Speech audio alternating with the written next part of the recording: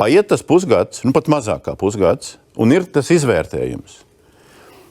Kas to izvērtējumu secinājumus izdarīja? Kas bija tas atbildīgais īsti? Kurš secināja, ka izejot no šādiem skaitļiem, secinājumi ir šādi?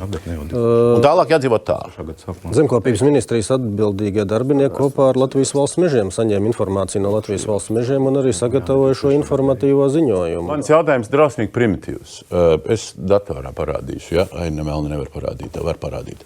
Tas informatīvais ziņojums 24. gada vasarā, ja?